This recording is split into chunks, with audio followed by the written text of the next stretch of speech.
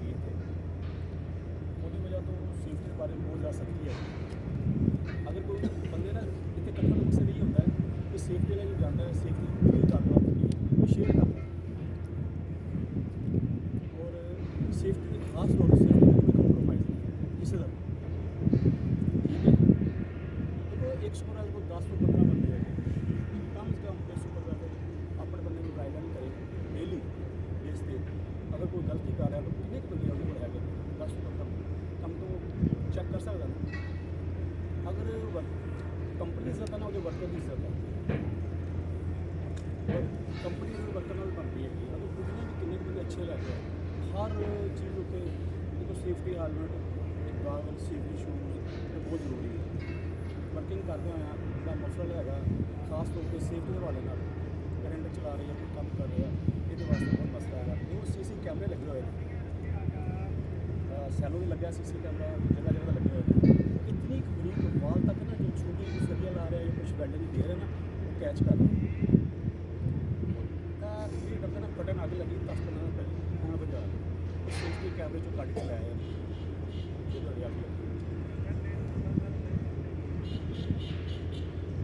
Safety वाले ना बहुत ज़्यादा सेफ्टी वाले खास मैं कहूँ जिस सुपरवाइजर उन्होंने कहते जिस साइड में जिस सुपरवाइजर बच्चे अगर वो साइड पर मसला आ रहा है सुपरवाइजर भी होते हैं खास तौर पर सुपरवाइजर भी एहसास करना अपना भी एहसास करना काम भी करना है प्राइवेसी भी देनी काम करना। सुपरवाइजर जी गल कह रहे हैं वो मकसद है ये नहीं है कि सुपरवाइजर कह रहे हैं या सेफ्टी की गल कर रहे हैं असं इग्नोर करना है पता तुम सारे है लेकिन बार बार रिपीट कर वो वजह अमल करना जरूरी है। ठीक है, खास तौर से हाउस कीपिंग अगर तुम काम कर रहे हो कुछ पलाइयाँ या बत्ते पे ने उन्होंने साइड पर कर दो आग ना लगे या कुछ मसला ना बने। पलाई ऐसी है पता नहीं पेट्रोल पंप रहता है माड़ी जी लगती है इतनी लगी 4 दफा आग लग चुकी है इतनी लगी है डोजी जगह लगी है बहुत जगह लगी है मीडियम हुई है पहले उन्होंने सेफ्टी के उत्ते गल की कोई गल ही नहीं की तो सेठ साहब जैसे लेके लै गया। अगर कोई बंदा कोई कंपनी का हादसा होता है कंपनी का कैंसल हो सकता है कैंसल हो सकता है सिर्फ की है अपने हाई पर काम करना है स्कूलों का काम अपने वर्कर का ख्याल करे वो सेफ्टी हर सेफ्टी अपने वास्ते होगी किसी वास्ते सेफ्टी नहीं है। अगर देखा जाए सेफ्टी अपने वास्ते है अगर कोई कभी अपनी कचरा चला जाता तकलीफ क्यों हो उसको भी तकलीफ है ना दूसरे का ठीक है या डॉक्टर जाकर दवाई ले भाई सेफ्टी का खास तौर पर ख्याल करना पढ़ाई के टाइम कोई भी काम करना सिलेंडर आ कुछ चीज़ सिलेंडर खड़ा है किसी के सिलेंडर खड़ा है ना उन्हें बंद के रखना है बाटी पर खड़ा में बनना है टाइम नहीं कि धीरे हादसा पेश है। ठीक है और जरा ना ड्यूटी टाइम 6 बजे अगर ड्यूटी टाइम चेंज करना वो भी हो सकता है तो फिर आज 6 बजे ठीक है ड्यूटी टाइम से बिल्कुल टाइम ऐसा है पहुँचना। सुपरवाइजर भी सारे बंदे एक जगह मखसूस जगह है इतने लाजमी आना जरूरी है क्योंकि कोई भी तकरीर या सेफ्टी का कोई लेक्चर मिलता है वो कल जब सुपरवाइजर को साइड में जब हो गया वो बंदे की देखो कोई फर्क नहीं पैंदा है ये चीज़ा अगर सुपरवाइजर सही रूटीन चलेगा और वर्कर भी पीछे चल रहा सुपरवाइजर नहीं अगर 10 बंदे कंट्रोल करेगा ना तो मेरा ख्याल है कोई मसला नहीं पेश आता। सुपरवाइजर का मकसद ही ये है कि अपने वर्कर को सही करे जहाँ जो सुपरवाइजर फ्री हो जाए वर्कर ना तो फिर वर्कर जो है वो गल नहीं मानता है।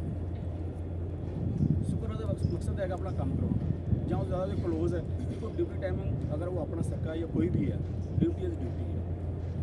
ये मत ये सोचो कि बंदा काम करने लगा यार कोई कमज़ोर हो जाएगा बिल्कुल ही काम करता बंदा कमज़ोर नहीं होता काम करना भी इबादत है रिज़्क़ हलाल कमाना भी इबादत है।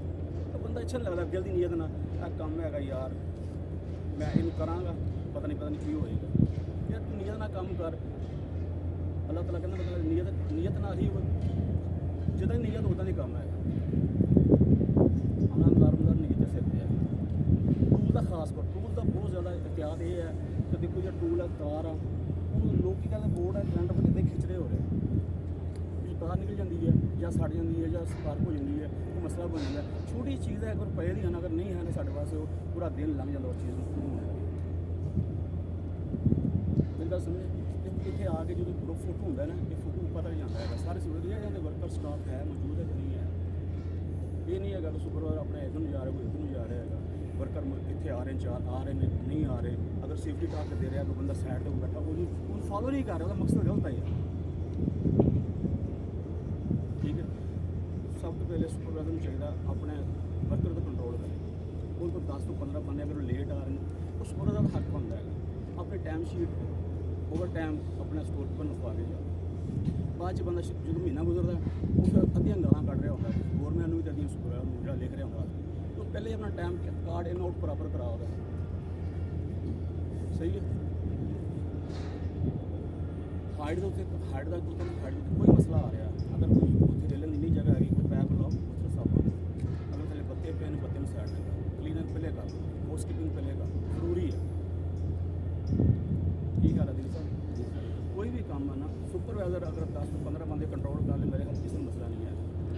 ਸੁਪਰਵਾਈਜ਼ਰ ਦਾ ਮਕਸਦ ਹੀ ਇਹ ਹੈ ਨਾ ਯਾਰ, ਸੀਨੀਅਰ ਬੰਦੇ ਦਾ ਮਕਸਦ ਹੀ ਇਹ ਹੁੰਦਾ, ਲਿਆਉਣ ਦਾ ਮਕਸਦ ਹੀ ਇਹ ਕੰਮ ਤਾਂ ਵਰਕਰ ਨੇ ਕਰਨਾ, ਲੇਕਿਨ ਉਹਦਾ ਕੰਮ ਉਹਤੇ ਗਾਈਡ ਕਰਨਾ। ਹੋਰ ਕੀ ਕੰਮ ਹੈਗਾ ਯਾਰ? ਦੇਖੋ ਐਕਸਟਰਾਬੀਕਟ ਨੇ ਕੰਮ ਕੀ ਕੀਤਾ ਜਾਂ ਕਿਆ ਕੱਲ੍ਹ ਦੀ ਕੀ ਪ੍ਰੋਗਰੈਸ, ਅਗਰ ਉਸ ਸੁਪਰਵਾਈਜ਼ਰ ਉਸ ਦਿਨ ਹੀ ਦੇਖੇਗਾ ਅੱਛਾ ਯਾਰ ਕੱਲ੍ਹ ਦੇਖਾਂਗੇ, ਉਹਦਾ ਕੋਈ ਫਾਇਦਾ ਨਹੀਂ। ਆਪਣਾ ਅਰੇਂਜਮੈਂਟ ਪਹਿਲੇ ਕਰੇਗਾ, ਐਡਵਾਂਸ ਅਰੇਂਜਮੈਂਟ ਪਹਿਲੇ। ਸਹੀ ਹੈ। ਹਾਊਸਕੀਪਿੰਗ, ਵੈਲਡਿੰਗ, ਅਰਥ ਜਿਹੜਾ ਨਾ ਉਹ ਤੁਸੀਂ ਪ੍ਰੋਪਰ ਜਗ੍ਹਾ 'ਤੇ ਕੰਮ ਕਰ ਰਹੇ ਉੱਥੇ ਲਾਉਣਾ ਹੈਗਾ।